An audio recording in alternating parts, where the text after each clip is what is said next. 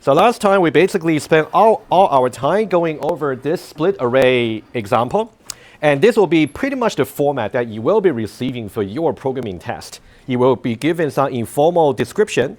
You will be given some examples. Maybe they will be describing English. And you will also be given some starter test, like a JUnit test cases, right? That's the general structure. And we talk about intuition. You can make some connection back to Math 2030.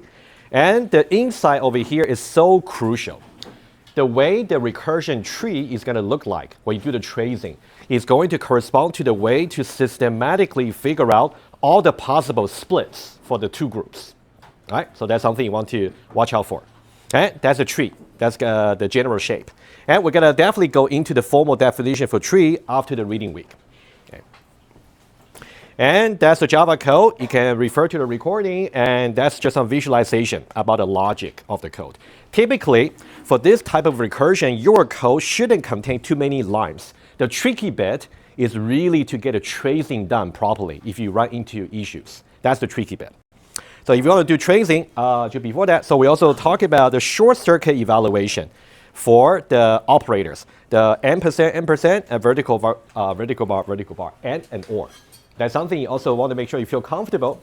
And the short circuit evaluation can really save some running time in some cases. Not all the cases, but some cases. And that's a complete tracing for this particular test case. I did several from several angles together with you. So you got to know how to really build a tree from scratch. Number one, I might test your knowledge on that, maybe in the written test. Number one, or in the exam. So make sure you really feel comfortable about doing it. Number one, tracing on the paper. Number two, use the call stack to know what will be the order of the method call. Number three, you also need to know how to use Eclipse to really trace it, right? We talk about step over, step into in the recording, in the lecture. So you can refer to it. And the exercise I highly recommend you try would be this example here with 522. And this one here, because we got 3 elements, we'll get 2 to the power of 3, 8 different splits at the bottom there, right? So that's something you can verify by using Eclipse as well, right? I'll leave the exercise to you.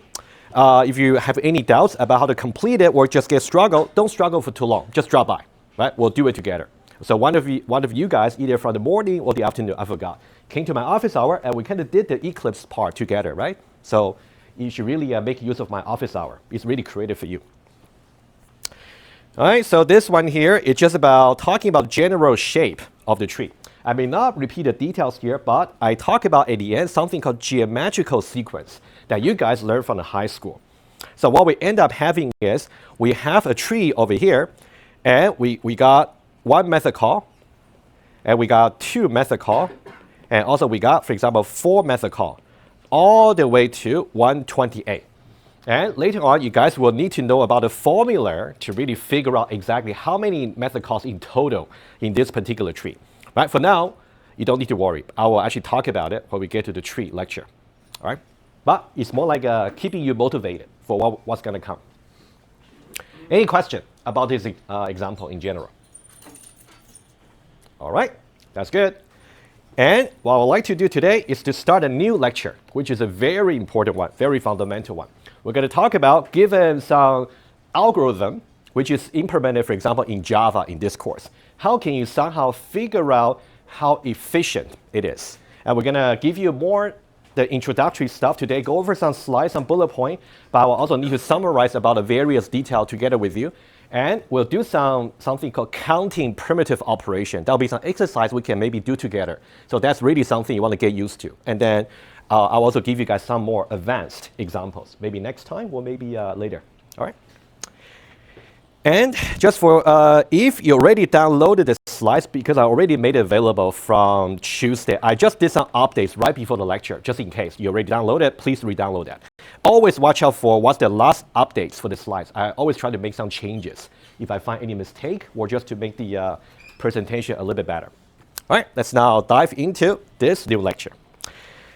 Asymptotic analysis. First of all, asymptotic over here simply means we are considering something towards the limits, towards infinity, right? So we are not really satisfied with maybe sorting an array of size 10. or 100. We're more interested about what about if array size gets so large towards the limits. That's kind of analysis we want to do. Okay, we're going to guide you through the story. This slide here, just to say, yes, we're going to analyze the running time on Java code mainly. I don't really do pseudocode myself because I think it's too imprecise. If you allow yourself to really write your idea in some imprecise notation like a pseudocode, you might end up having something you even yourself cannot understand. So I think sticking to Java code, but we can have some minor tolerances. For example, if you miss the semicolon, if you misspell some keyword, it's okay. But we want to stick to Java. All right, that's something I will show to you. But so this one here, just to say debugger, right? So you want to make sure you know how to use debugger, right? Just including some reference over here, okay? But this lecture here, we are not going to touch Eclipse anymore, at least for this one. We're going to focus mainly on the paper analysis ideas. Okay, so we're going to go, let's see what the learning outcomes are for this lecture. So again, I want to revisit the notion about algorithm and data structures and maybe kind of summarize about the many terms that we have mentioned so far. And we want to talk about how you can measure how good your algorithm is. All right, there's at least some easy measurement you can do right away, or there might be something that's more rigorous, which we're going to learn in this course. And also how you can measure the efficiency of an algorithm that's a little bit more specific. So efficiency can be about the time or about the space, right? I'll get there. And for measurement, we can be either experimental or theoretical, right? I will definitely show you one example about experimental measurement just to get an idea. It's definitely something you want to consider maybe for your other endeavor beyond this course. But we're going to focus more on the theoretical measurement. And as in target analysis, something about the limits, really. And then, okay, so by the end of, hopefully today, Thursday, maybe by the end of next Tuesday.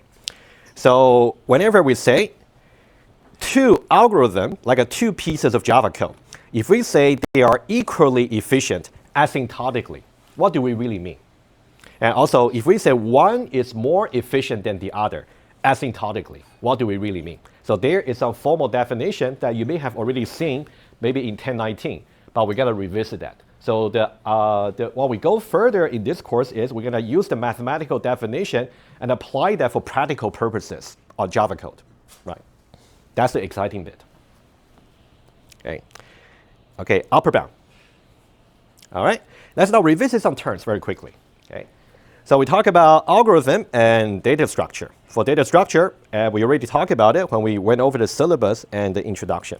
It's about systematic way to really get access to or try to modify some data, mainly about how you manipulate attributes in your Java classes, right? So whenever we talk about data in Java context, it's really about attributes.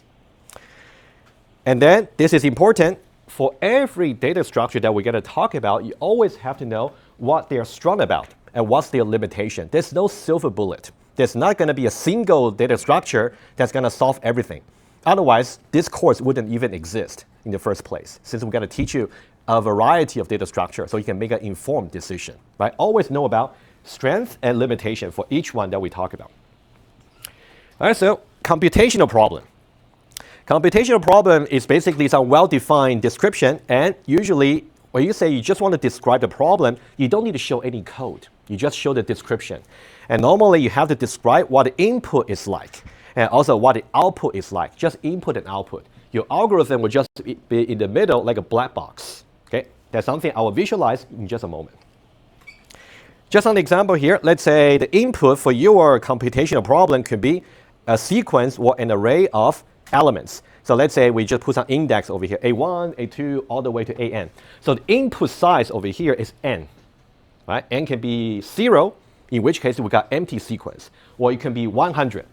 In which case we got 100 elements, right? Input. Let's say the output here is, we say it is a permutation or reordering of all the elements in the input in such a way that they're going to be somehow satisfying this relation over here. To say each first element in the new sequence as the output should be less than or equal to the second element, and etc. What kind of problem is this? Just based on the description. Sorting, that's exactly right, right? So you can see, in order to describe the computational problem, all you got to make sure is the input and output should be described very clearly. Of course, if you want to give a little bit more ideas to the developer, you may supply some JUnit test cases to show exactly what you really mean by input and output. And we say that a particular test case, we say is an instance of the problem. For example, if you're given this particular input, the output should be 1, 2, 3, 4, 5, right? Straightforward. And finally, the algorithm is basically going to be somehow implemented. Eventually, it will be a solution to some well-specified computational problem. Again, well-specified means you got input and output well-defined. And the algorithm, we don't talk about any concurrency over here. So nothing is going to be executed in parallel. So we always talk about a sequence of computational steps. You go one step at a time from top to bottom, from line number 1 all the way to last line, right? Like a step over, right, in the Eclipse debugger sense. Right? It's going to be a sequence of computational steps that's going to produce the output at the end. All right? And the final point here is a little bit at the bottom of the slides. An algorithm usually should really manipulate some chosen data structure. So here I say chosen. Who should be choosing it? You as a programmer. For example, you might decide to use a linked list to implement your algorithm as opposed to an array, or vice versa. Right? You got to make that choice. Okay, hopefully so far so good, just some definition. Okay, let me say a little bit more, and then I will maybe summarize about these kind of stuff in a little bit more visually, okay? So how do we measure the goodness, like how good the algorithm is?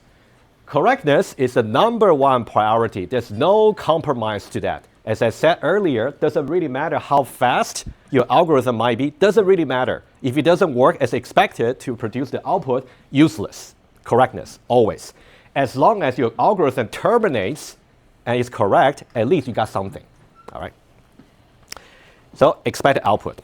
It should be meeting, should be consistent with the well-defined computational problem you're solving.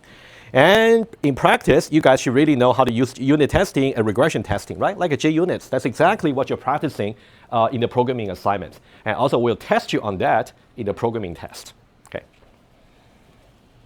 And efficiency. Assuming that your algorithm is correct, and we can talk about efficiency, okay? For efficiency, 2 aspects here. It could be about the time. So here, let's be a little bit more intuitive. Let's not even talk about math. Time simply means, does it take maybe 10 seconds for my algorithm to run? Or does it take 20 seconds for my algorithm to run? You would think maybe the one taking 10 seconds should be more efficient, intuitively, no problem. But we're going to think about a little bit more accurately later towards the end of today's lecture. But for now, time complexity, just about how long is going to take your processor. Could be on your Mac, could be on the remote lab, the Linux server, or could be on your Windows machine, or even your tablet, right? So processor here. It can be platform dependent. And space complexity, how much memory is it going to use? Okay.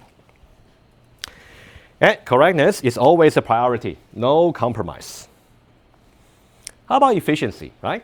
So here, in 3101, you guys may actually learn more about the space efficiency, about how to make your algorithm as efficient as possible, because in general, space should not be a concern for your algorithm, because today, you know, the memory size, you can easily get cheap memory for terabytes or even larger space without any extra cost. But for time, this is really something we are focusing on for this course, okay? However, the experiment I'm going to show to you today, somehow space may impact the time efficiency. So don't think space is not important, but just that for this course, we don't talk too much about space efficiency, but it's an important issue. More to be talked about in 3101, maybe. All right, let me say one more slide, and then I'll do some summary. All right, so time is more of a concern than storage for this course. And intuitively, we want your solution or algorithm to run as fast as possible. 10 seconds is much better than even 11 seconds, let's say. So the absolute value for the time. All right, and then for whenever you want to measure running time, you have to be careful about how exactly you measure your running time. The input you actually put into your algorithm for the measurement should be somehow representative enough for the problem itself.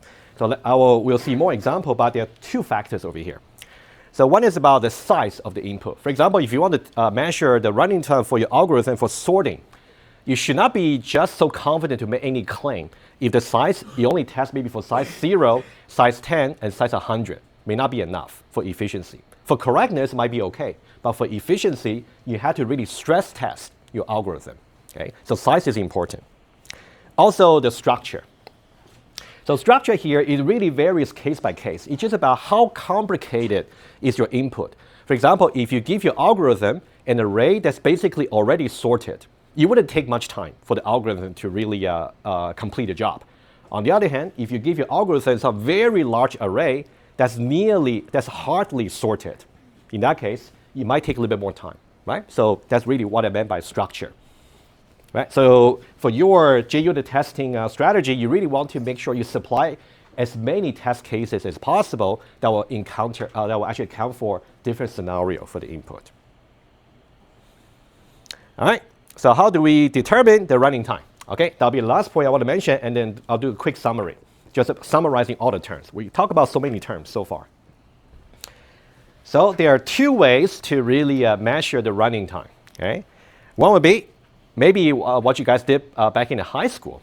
You can just do some experiments. I can use my computer, my Mac, or your Windows, and just measure how many seconds exactly it will take for the sorting to be done, right? So measurement, some experiment.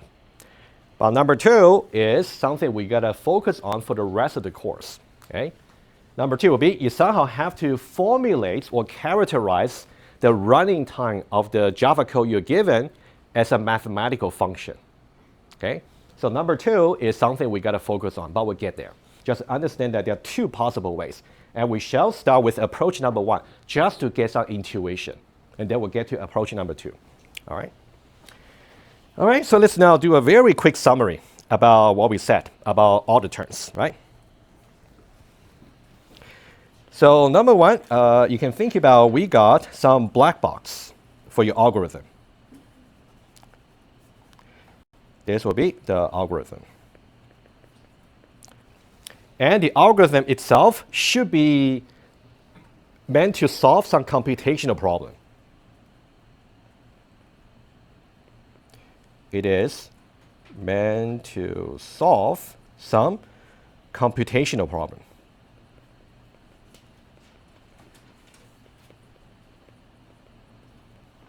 And in order to define the computational problem, it's not really the focus of this course, but you can, for now, just remember that the necessary information will be the input and output. So definitely, you have to supply the input and also expected output. That's a must. Okay, that's typically. But we'll talk about something called precondition and postcondition invariant. That'll be part of the computational problem as well. We'll get there. For now, input and output. And the algorithm, like a black box, from the user's point of view, is going to take some input and it's going to return some output. It's going to take some input and it's going to return some output. And of course, the input and output over here, they should be conforming to the description in the computational problem. I'll give you one example in just a moment. For example, I can think about these two should be consistent with the problem that the algorithm is really meant to solve. Okay, this one should be conforms to, and this one should also conforms to. Let's say the computational problem is a sorting problem. The input must be an array, cannot be an integer. And the output here also should be an array. Or maybe simply void, if I simply change the input, right? So it depends on what the problem is. So that's the black box, but let's talk a little bit more about the secrets of the black box. And there are two things here. And the algorithm, of course, should be really more like a sequential composition of different steps that's going to be executed one by one. So there will be some steps internally.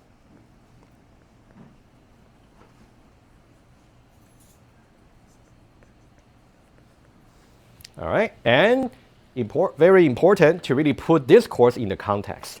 Those steps should be manipulating some data structure. All right, so this one should be manipulates some data structures. I put plural form over here, data structures, because you might have to use more than one. That's kind of the secrets you have to decide, right, based on some sound decision. All right, a little bit more.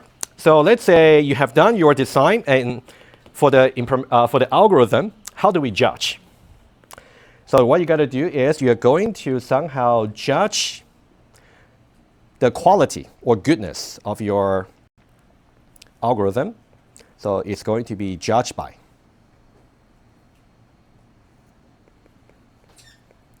Judged by. All right, let's now talk about a little bit more. So we talk about basically correctness and also efficiency. Correctness, and number 2 would be efficiency. And for correctness, over here, for your information, I want to mention a little bit more, which was not on the slides. What the slide said is you can simply try to do some testing, which is good. It's normally good enough for for like a small application. And we call this the dynamic approach. Dynamic in the sense that in order to really do testing on your algorithm, you have to make sure you implement the algorithm in some programming language. And there will be some runtime you have to debug and also observe the output. So that's what I meant by dynamic. You have to run the program on the computer. There is another approach, just for you guys' information, beyond the scope of this course, but that's what people in the more serious business, for example, mission critical system, right? We kind of talk about it, right? Like a safety critical system for professional engineers. There will be certain formal approach using mathematics, specifically discrete mathematics you learn in 1090. It can be applied to formally justify the correctness of your algorithm, okay? So it is more called a static approach. And for those of you who are in software engineering, okay, you guys are going to learn about a course 3342 and 4315. These are the 2 courses that are going to show you how to do this part formally, okay, just for your perspective. All right, but for this course, you don't need to worry about this. Only worry more about testing. Okay. And about efficiency, we talk about time and space. So time efficiency and also space efficiency. And for space efficiency, it's just not the focus for this course, but they may impact the running time. Just remember, they may impact the running time. Okay, you will see RT quite often, just running time. Okay. And also for the time efficiency, we're going to see, first of all, you can do that by using experiments. Okay, and also we're going to see how you can do using mathematical function, specifically something called big O. That's something we'll get into, don't worry. All right, so for experiments, I will speak more about it once we see the example. We're going to talk about its limitation very soon. Once we see the example for the experiment, we're going to summarize its limitation, and then we'll come back here to add the notes. But just remember, we don't really do experiments in this course because of the limitation. We're going to do more about math function, big O. All right, that's a quick summary about what we said so far from the slides. All right, any question so far? Alrighty. Let's now move on. So let's now talk about the approach number 1 for time efficiency. So we want to measure using experiments, and it's a very straightforward idea, but it's good to present to you some almost complete story. So we're assuming that the algorithm has been implemented, let's say Java. I'm going to show you some Java code to compare solving the same computational problem using algorithm number 1 and algorithm number 2. Both of them are implemented in Java, so we can compare them. So the idea will be you want to execute a program on certain test input. And then we're going to concern about different sizes and also different structures. But as you will see, for this particular simple problem, structure doesn't really matter too much. But let's focus more on the sizes. And then for each experiment test, we're going to measure the elapsed time, absolute time, to see how long it will take for the algorithm to really, from the start until termination. All right, so here, I don't think I have this in iPad, but let me go very easy. So in Java, you can play with it. The system class has a static method called current time in milliseconds. You're basically going to, before you run the algorithm, which will be some, you can think about what I'm highlighting here is a method call for your algorithm, for some input. Before and after the method call, we want to see what's the start time and what's the end time. And then just measure the gap in between, right? Straightforward, okay? That's what we're going to do. And after we have seen, I'll present you the algorithm in the next slide. And once we have seen some numbers, we can try to plot the running time to see, is there a general trend about how the running time is going to increase as we increase the input size?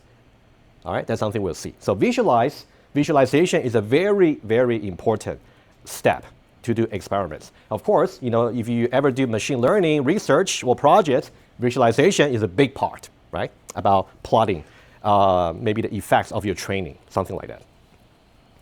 And this is also important. In order for you to make some, at the end, you want to make some sound statistical claim to say how efficient my algorithm is. In order to make any claim that's kind of sound, you want to make sure you consider enough input structure and sizes already, right? Just to give you some example here, let's say, again, back to our sorting problem.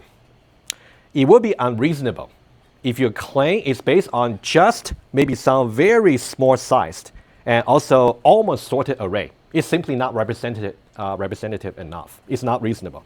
It would be more reasonable if what you have already tried is the more large size and randomly organized. So you really kind of stress test your algorithm for different scenarios. All right, pretty straightforward. All right. All right, let's now talk about the example experiment. Very easy one, okay? Let's look at a problem here. Okay, again, I'm trying to define this computational problem using input and output. The input is, there'll be two input values we need to supply to the algorithm. There's going to be a character C. Character can be any ASCII character you can type from your keyboard, any character. And also you got some integer n. And assuming that n is a positive, let's say, okay? And the output is just going to be n repetition for character C. For example, if you actually call your algorithm with the star and also 15, that means output star 15 times. So you can see this problem here, structure is not that important, about the sizes really. So we really want to see, as we increase the number here, maybe from 15 to 30, double, 30 to 60, 60 to 120, all the way to very large. How is an algorithm going to change on its running time? That's something we want to see from the experiments. All right? And I want to give you guys two algorithms to really consider. All right? This is the first one. All right? This one here, basically, can think about repeat number one, algorithm number one. It's going to take the two inputs over here, and then to really output, we just run a for loop, and then we keep using the plus equal, which you guys learned, from the first year, how you can concatenate the string, right? How it keep growing. That's algorithm number one. Algorithm number two is basically doing the same thing. We still need a for loop, but now we are using a library class called string builder, which you may have seen as well, right? It's just a different way of constructing strings. And for in the loop, between the loops, we simply say append, as opposed to plus equal. All right, so these are the two algorithms that we want to compare and make some claim at the end, like which one is more efficient, which will take less time. Any guess? Yeah. The second one should be more efficient. Yeah. That's a correct guess because, that's good. Okay. The second one here, in some way, it's intuitive because we are using a library class. You would think library class should be more efficient than just using an operator. Okay. You turn out to be right. Okay. Okay. Now, without wasting much of your time, I just want to give you some very quick insight into why algorithm number 2 is going to be more efficient time-wise. And the reason that it's actually more efficient time-wise is because it's more efficient space-wise as well. Okay. So I want you guys to really look at this part here, which I already highlighted. You guys know what this really means. This is equivalent to when we say answer equals answer plus C. Agree? That's what plus equal really means. So what this really means is if in the current iteration I already got answer, which is a string, it's already pointing to a string. And you can think about a string is just an array of character, right? Let's say this is the answer I have accumulated so far. In order to change the value for the new answer by appending C to the end, what I gotta do is I gotta create some intermediate extended array of characters. What I need to do is I need to create another array over here that is just one character longer. So this will be the new character C. Whereas I need to somehow copy over the old array into here. So that copy over thing is really taking another loop to really execute, right? And I'm kind of doing this copying between each iteration. That's where the inefficiency comes from, right? That's the insight you guys want to get. All right, that's number 1. And what about for number 2? Number 2, behind the scene, is also kind of doing some array, but there's no copying, okay?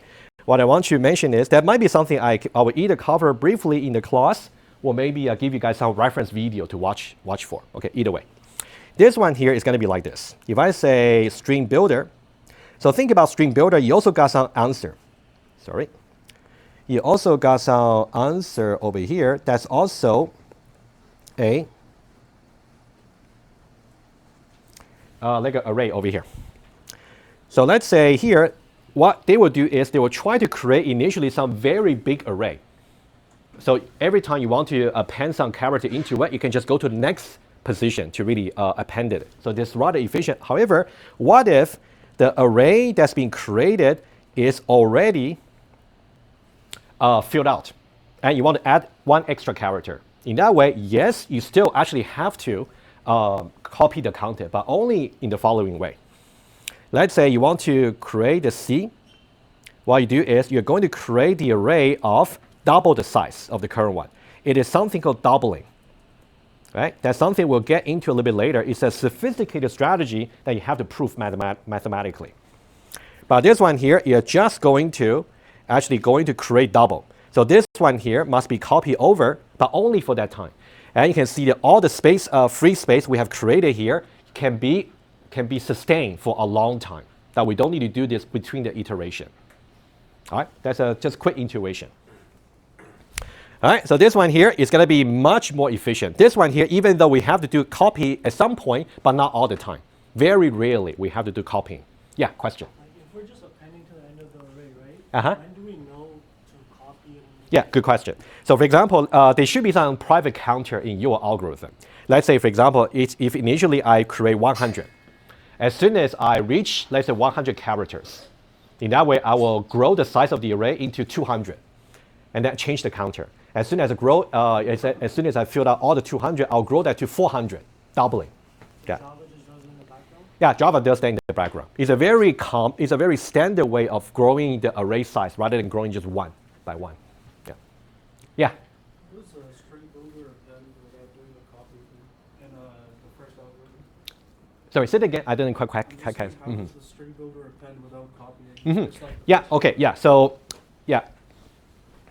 So the string builder over here, repeat number 2, it still has to copy, but much less often. For repeat number 1, you have to copy for every iteration to really create that extra space, right? For you to put a character in for every iteration. But for string builder, you only have to double the size of the array when you have reached the current maximum. So let's say if the current maximum is 100, so that means you don't really have to do copy for 100 times. And once you fill out the 100 slots in the array, you're going to grow the size to be 200. In that case, you can really sustain for another 100 times, and etc. Yeah, but don't worry too much about the details. Doubling is something we may have to go into a little bit later too. All right, so knowing the inside here, let's now, I'm not going to show you anything on my computer, but I'll give you some table, okay, to really illustrate. Okay, algorithm number 2 is going to be way more efficient somehow. All right, it's a table here. And I'm going to show you step by step. So this n here is the input size, about how many times we want to repeat the characters. Okay. Let's say we want to repeat the character for 50,000 times. The elapsed time for repeat number 2 using string builder takes 1 millisecond. Pretty good. And the repeat number 2 takes 1 millisecond using string builder. Repeat number 1 using a concatenation operator, it takes about 3,000 milliseconds, which is not too bad, right? Not bad. So for small input size, you cannot really see the difference. Let's now try the second row, in which case I'm going to double the size of the input. If I double the size into 100,000 times, now you can see repeat number 2 is roughly the same, basically the same. But for repeat number 1, maybe it's about 3 times, roughly, about 3 times of the original input size. Okay, let's try a little bit further. What if I double the input size further? 200,000. That way, you can see from here to here, it's about 5 times more. And from here to here, it's about 2 times more. All right, let's now go further. Let me say I double the input size once more, 400,000. To go from here to here, again, roughly about 5 times. And from here to here, maybe roughly about 2 times, from 2 to 4, roughly. All right? You can see the trend. What's really important later on for your visualization is you want to see how the input size growth, double each time, is going to impact the growth on the running time. That's something you want to watch out for. All right? We'll keep going, and then at the end, you can see when the input size is about this, it takes about 3 days for concatenation. If you can wait, that's fine. But I don't think your customer can wait, right? That's not good. But on the other hand, the same input size takes only about 135 milliseconds. I think this table here quite nicely form the basis for you to make some claim about which one is more efficient. Apparently, it should be repeat number 2 using string builder. All right, so the input size, exactly what I said. This is the way you should read the table. As we double the size of the input, the rates of the increase on the algorithm running time is different, but they're roughly linear for both cases. So for this column here, from this column here, for the repeat number 1, is about 5 times as every time you double the size. And for the repeat number 2 is about 2 times. Okay, that really shows you some difference. Right, so if you want to do any experiments for your own algorithm, you want to make sure you kind of create a table like this, right, to measure the absolute elapsed time. And then that's more like a nice plot over here, but you can see they're both linear. Right, you can see this is a nice linear one. That's for repeat number 1, using the concatenation. And this one here is also linear. All right, but you can see the running time is actually quite different. Okay. Any questions so far? All right, so that's a very brief example just to show you how experiment can be done. Not a bad thing, but you have to know what the limitations are. Let's now talk about limitations for experiments, which is why we don't really do experiments in this course. We want to do something that's better. All right, so there are 3 challenges I mentioned in the slide. Let's go over each one by one. Okay, it's really important to know what the limitations are before we move on to the actual solution. The biggest drawback for doing experiments is it's dynamic, meaning that you have to run the actual algorithm that's fully implemented in some programming language. And what else? The implementation better be 100% correct before you can actually run it, right? So That's something you want to pay attention to. So having to really fully implement the algorithm, it will take some time. So you may not have that luxury of time before you can make some conclusion. But on the other hand, if you want to do some formal analysis, you only have to somehow list the critical steps in your algorithm in a way that doesn't need to be fully implemented to do the analysis. So this is number one drawback, which is the biggest one. Okay, so yeah, that's exactly the kind of stuff you guys will be facing in the actually your actual job for software engineering, or at least in the exam, right? So if your purpose is only really to choose amount alternative data structure for some particular computational problem, in that way you don't really have to write a Java code precisely. You can sketch the critical steps and decide which one should be more efficient, right? That's something cannot be done using experiments, right? Because it has to be fully implemented. And can there be some higher level analysis, right? Which means we're still going to write some Java code, but it does not need to be completely completed Java code. Okay, number one here. And number two, this is also very critical. If I say the algorithm over here, if I try to run them maybe on my Mac, I may not be able to make a very confident claim until I try all other operating systems as well. Maybe using a different programming language like a C, where I can maybe use some pointed arithmetic, it might be more efficient, right? So you can see here, for experiments, you have to commit to a particular programming language. You also have to commit to a particular running platform. That might be too restrictive. Okay. All right, so here, that's something exactly what I said. The hardware and software, you got to make sure when you compare the two algorithms, you really want to compare them with exactly the same conditions. You cannot say one is going to be run on the Mac, the other one is going to be run on the Windows. You cannot do such comparison, right? It's going to take a lot of extra efforts to make sure all the conditions are equal before you can make some conclusion. And number three is about, well, when you do experiments, you might easily miss some test input. Maybe a particular structure of the input you haven't really considered because you just want to get some graph. You just want to get something done, right? But when you do formal analysis on the paper, your focus is actually going to be on the worst case, which is less likely for you to make such mistake. You can still make such mistake, but it's less likely. All right, so worst case and also important input. So later on, when we talk about time efficiency, when we do that on the paper, that's something we're going to focus on. But for experiment, just more like easier for you to miss that point. All right, so now let me just go back to that summary page over there. Let me add up these important points over here when we talk about experiments. And the reason that we are not going to do it in this course is because, number one, the algorithm has to be fully implemented.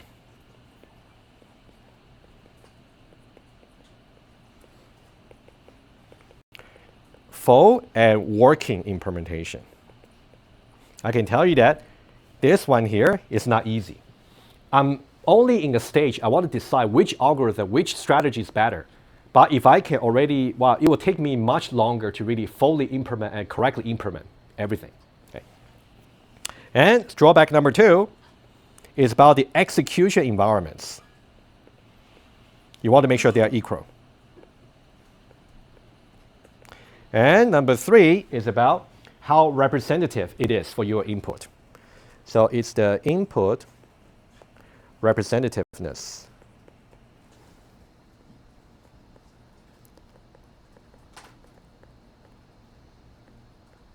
So these are all the drawbacks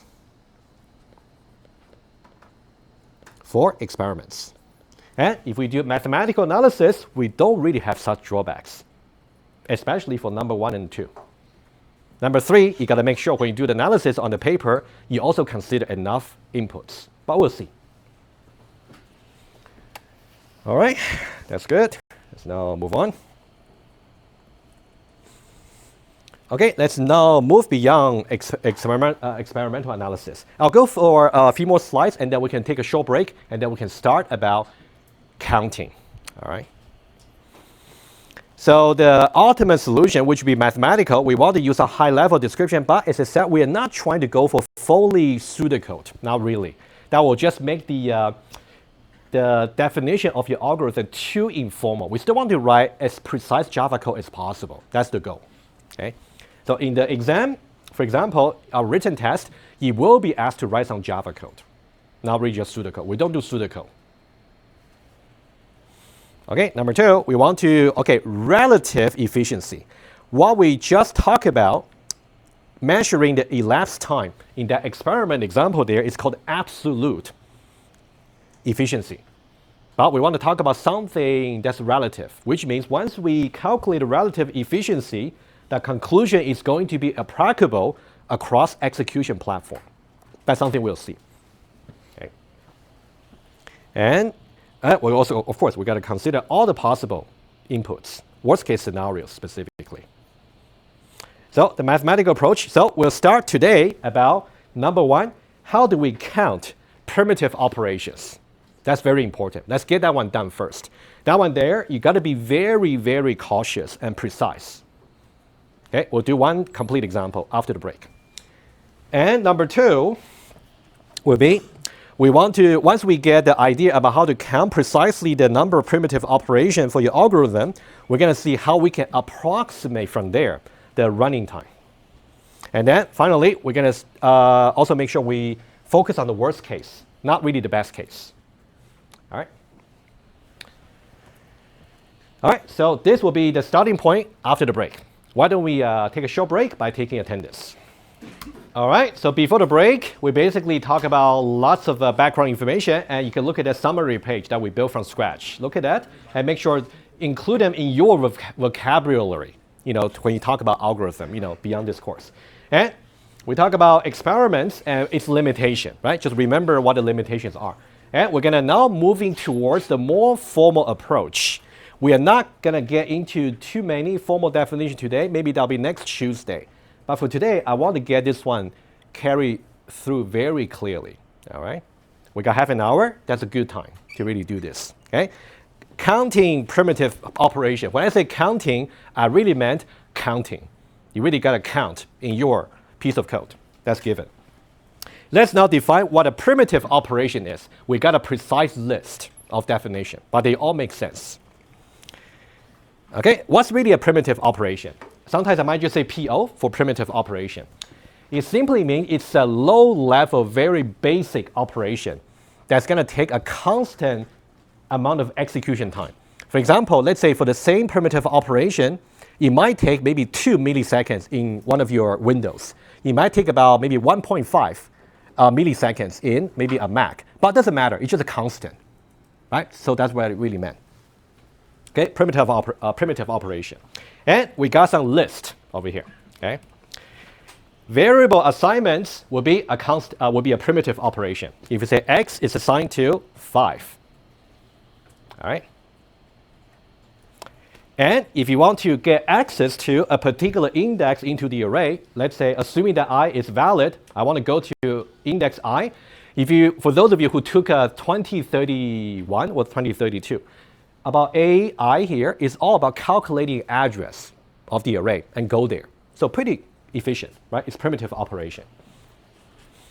And any arithmetic, relational, or logical operator, for example, arithmetic like a plus, minus, modulo, things like that. Relational, larger than, equal to, larger than or equal to, things like that. Or any logical operator like a short circuit evaluation, right? Just the evaluation itself, right? That one there is also primitive. The next one there. If you want to get access to some attributes of an object, so now I need a little bit of knowledge from you from 2030, right? Remember the way you can get access to an attribute, you might say obj, let's say. I might say obj.a.b.c.d. The dot notation can be arbitrarily long. So you might be wondering about, in that way, if that's arbitrarily long, why would that be considered as a primitive operation, right? You might be wondering, okay? That's something you want to clarify, okay? So when we want to talk about, let's say, accessing and objects attributes.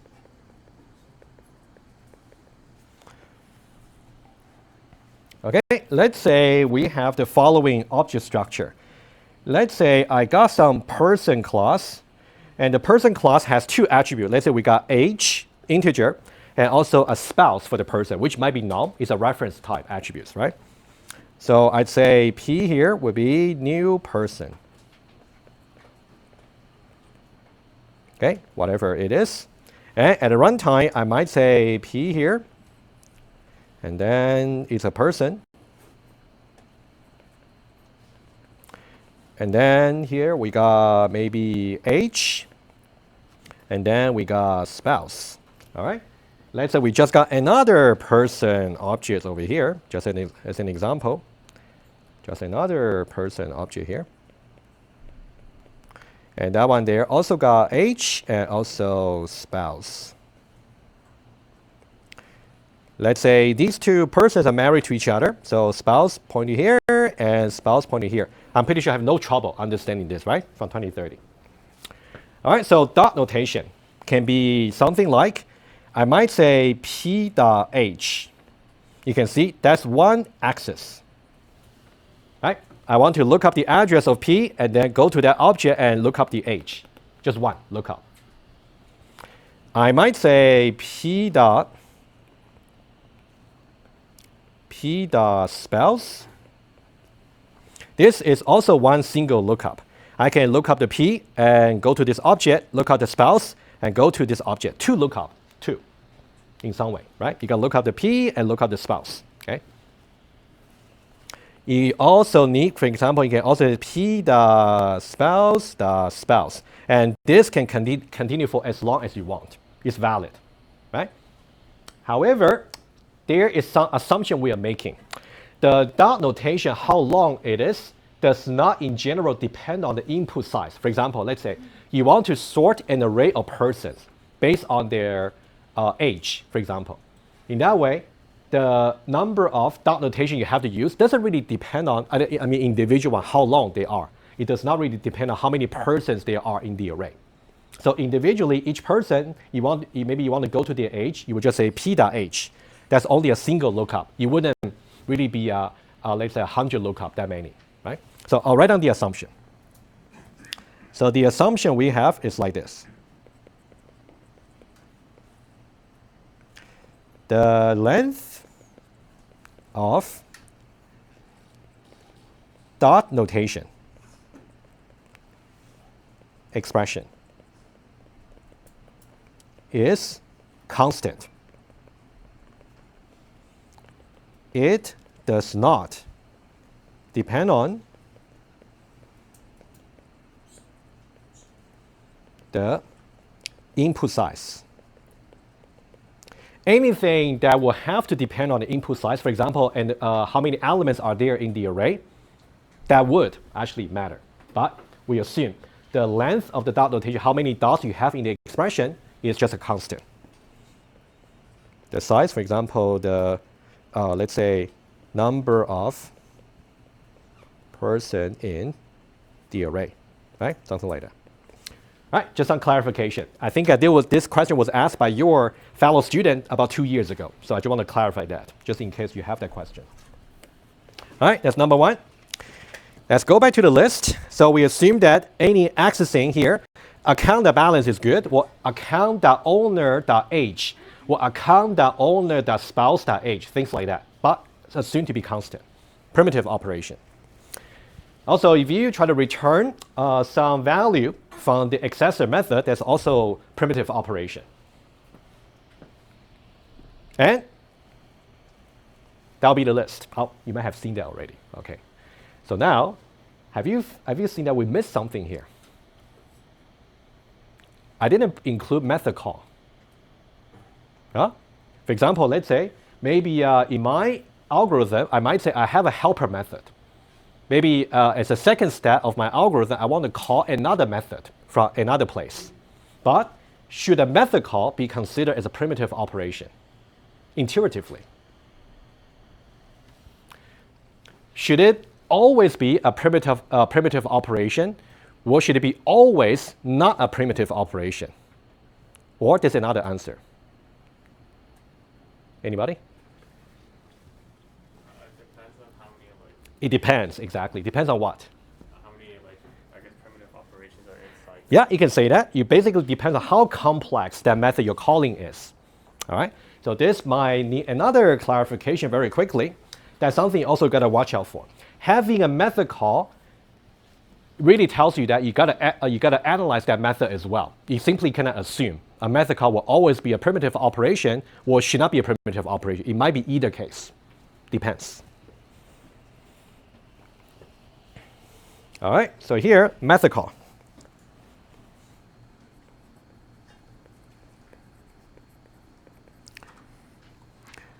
May or may not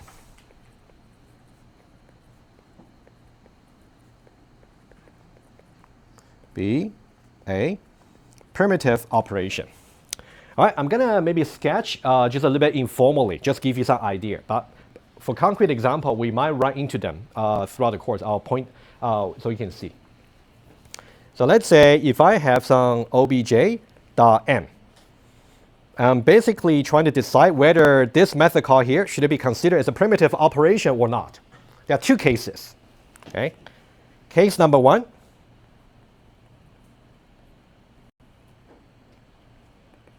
If the method you're calling here itself contains primitive operations only, that's good. Then you're lucky. Itself is primitive. Can be considered primitive operation as well. So let's say the m here may just involve, let's say, 1, 2, 3, 4 different lines, right? For example, this one here can be itself a primitive operation. For example, this may be could be a variable assignment. It could be like a relational operation, right? It's each one of them. And it would be interesting to see here. This is something I want to leave over here. So this itself may be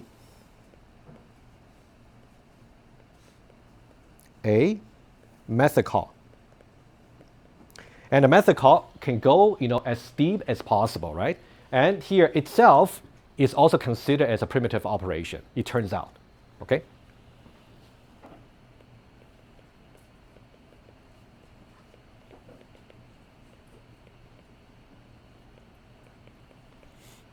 Okay, and also number two, it may also contain maybe a loop, okay?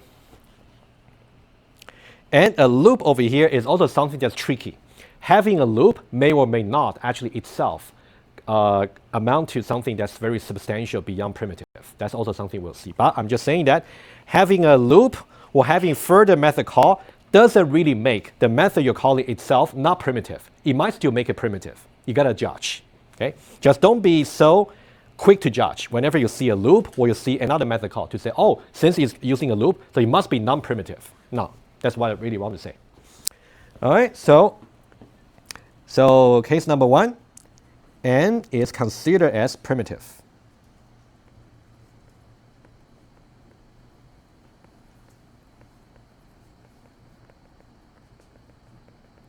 All right, case number two.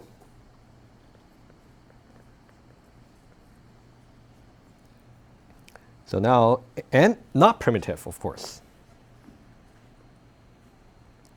Not primitive. And I can just give you one example here. For example, let's say the m here. Let's say it contains a loop, but the loop itself depends on certain input size. So we got something here, and then let's say here we got a loop. So this loop over here, we might say integer I equals 0 and I less than n, I plus plus. So the n over here is really the size of input array, for example. In that way, the number of primitive operations that will end up being executed will be somehow proportionate to the size of the array. So that's why this method itself will not be considered as primitive. right? We'll see example also later, okay? Okay, quick recap. Whenever you got a method called n, you got to judge. It could be that they're all primitive operations, in which case n will just be primitive as well. But whenever you see there's any further method call or there's a loop, you got to judge the nature of them. So one example about the method you're calling is not primitive. For example, if some loop over here, the number of iteration depends on the input size of the algorithm. In that way, it's not primitive. Okay? Primitive simply means it got to be constant.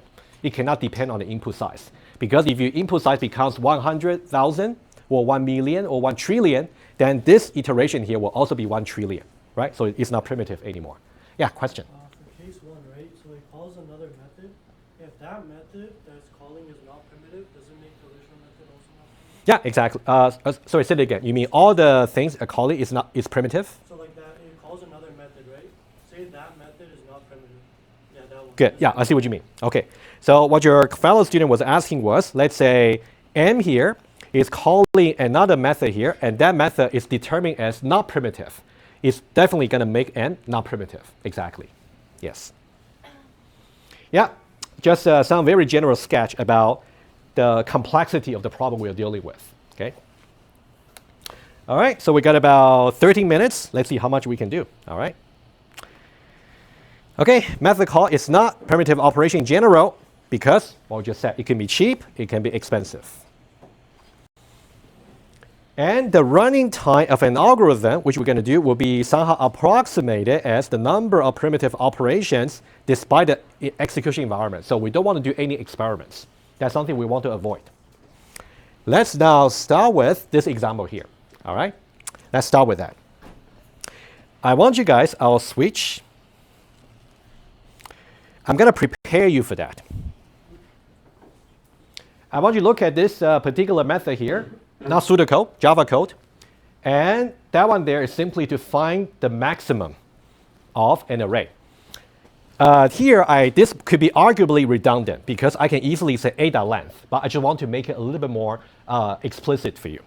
So for example, I can say find max, and then I have some input a, array a, and then I'll simply pass a.length. You can think about this as how the find max method is going to be called. Okay? So this is redundant, I agree, but it's better for our analysis. It's easier to understand. I want you to go over this code here, which you really should have no trouble understanding. And I want you to answer these two questions for me. I'm going to ask you. All right? Question number 1. This line here, this expression over here, I want you to tell me exactly how many times this expression will be evaluated. Don't tell me just yet. I want you to think. And also, the body of the for loop is basically from line number 4 to line number 6, this part here. And I want you to tell me exactly how many times the body of the loop is going to be executed. So these two questions are almost required whenever you want to do counting, whenever you got a loop. Right? It's important for you to see. All right? I'll give you guys maybe a minute or two. Okay, think about the answer, and then we'll go over that. Once these two questions are answered without any confusion, counting the precise number will be much easier. Okay?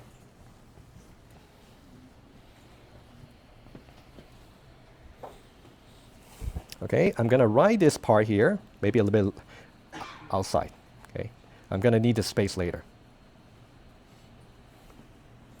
So the way you use this array would be, for example, find max a length. All right.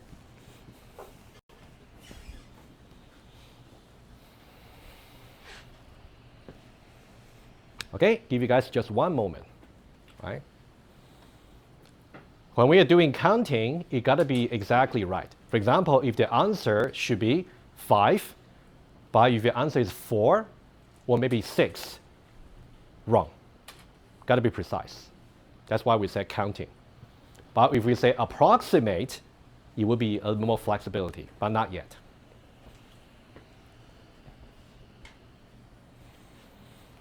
All right, so let's now start with question 1. How many times precisely will this be evaluated? How many times?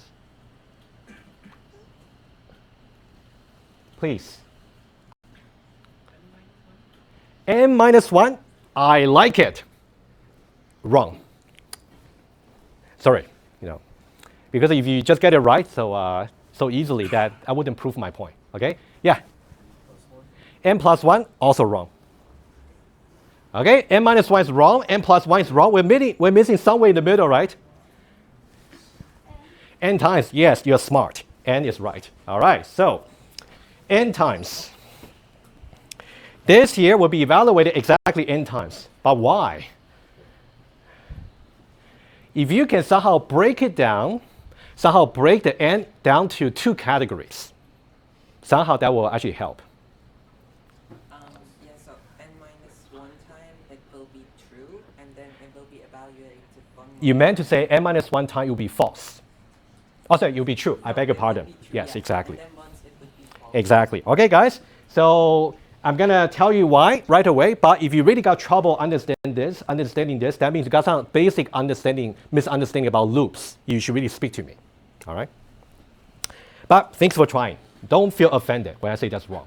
You'd rather be wrong now rather than in the test, right? All right. So we'll talk about this expression here. So think about what's gonna happen is for the loop counter I. And also the condition here, I less than n. If you recall the meaning for a for loop, we call this the stay condition, stay, as opposed to exit. As long as this condition evaluates to true, we're going to stay in the loop. As soon as it becomes false, exit from the loop. So you're going to think about when evaluate to true for so many times until plus the final time. That's actually evaluated to false. So the starting value for I will be 1. In which case, it will be false. Oh, I beg your pardon, true. Oh, what about n, right? So let's say n here. For example, it could be, let's make it very general. N could be something, right? Could be 10, can be 20, etc. Okay? When it's 2, it can also be true. All the way to when it's actually n minus 1, it will still be true because n minus 1 is still strictly less than n. However, as soon as after the final iteration, it will be incremented to n. In which case, we're going to evaluate n strictly less than n, which will be false, right? And now we got to count. How many numbers are there from 1 to n? N numbers. And evaluation. So think about all these. N minus 1 evaluation will be when the expression, the state condition will be simply true. And the final one is going to make it false, right? So n times.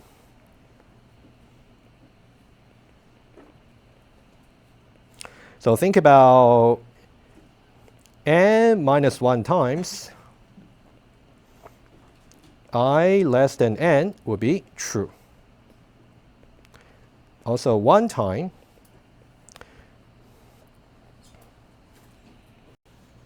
I less than n would be false. All right, good. All right, guys, what about second question? The same answer or different? Go ahead. Me? Yeah, please. Would it be n minus 1? N minus 1? Yeah, I agree, because once we see that little table there, we know that for all the n minus 1 times where it's true, we stay in the loop, execute more iteration. Exactly, n minus 1. All right, n minus 1, exactly. But once you get the once you get an answer for the first question, the second one is not difficult, right? But you got to watch out.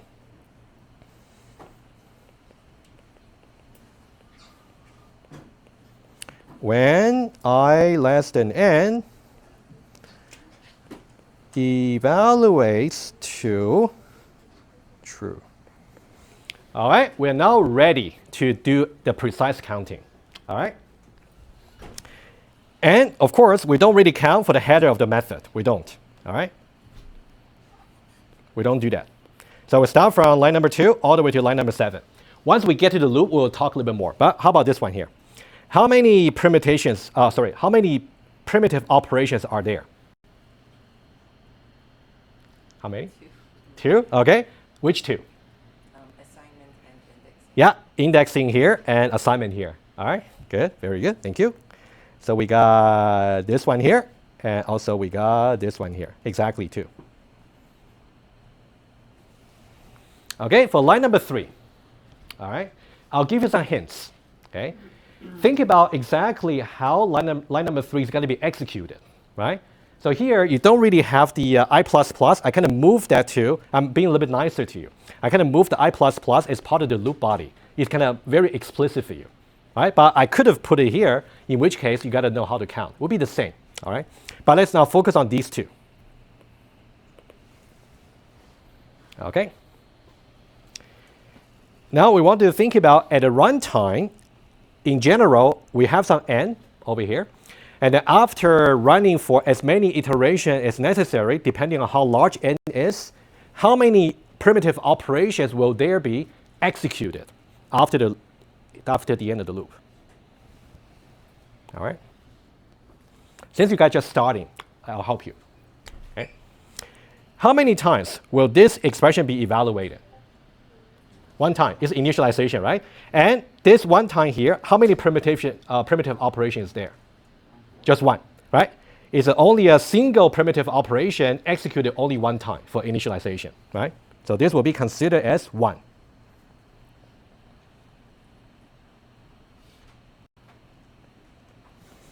And what about this one here? How many?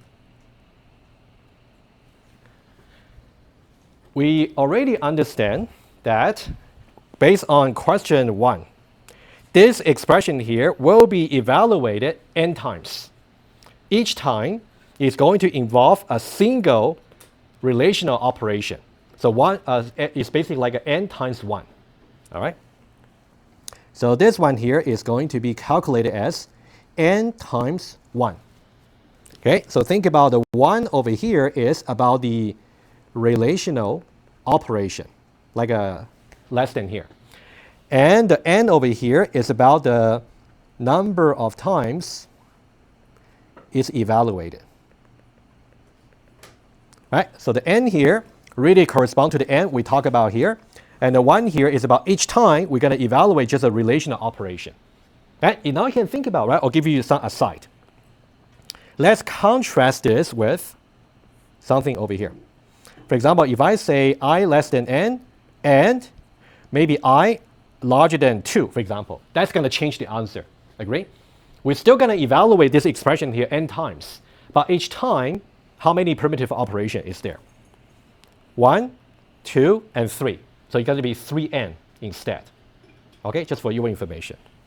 And this one here will be 3 times n instead. All right. What about line number 4?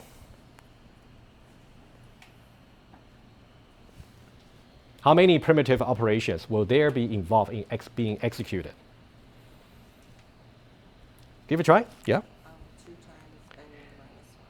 2 times n minus 1. I agree. Okay, so this one here is going to be 2 times n minus 1. Okay, so now how do we understand that? N minus 1 is about the answer to question 2. How many times are we going to execute the body of the loop? Each time we're going to do a single primitive operation, right? So that's why, single for number of primitive operation is going to be the relational and also array indexing. All right? So think about 2 over here is the 2 primitive operations. And the n minus 1 here is the number of iterations. And what I'm annotating here is also set in the slides. All right, what about here? Oh, by the way, so that's something very important for you to remember. Okay, let me just take 1 more minute and then we can finish that next time. Whenever you are asked to count the number of primitive operation, you don't really have to worry too much about the logic of the program. Just go line by line, okay? So now when you consider this one here, right, you don't really need to think about maybe in some cases this might be true, in which case I will execute this. In some cases this will be false and I don't execute it. No, we don't consider that. Let's assume that every iteration, you're going to execute this line. All right, how many? This one here. N minus 1 iterations, right? How many primitive operations each time? 2, thank you. 1 here and 1 here. Array indexing and that. 2 times N minus 1. All right, let me finish that very quickly. Just bear with me, please. How about this one here? I++ is going to be executed for each iteration. That one there, I'll help you, is going to be I equals I plus 1, which itself will, how many primitive operation? 2, plus and equal. So that one will be 2 times N minus 1. And what about number 7, finally? 1. 1 or N minus 1? 1, outside the loop, right? Thank you, guys. Okay, and add up all the numbers, you will see on the slide the answer. We'll continue from here on Tuesday. Thank you.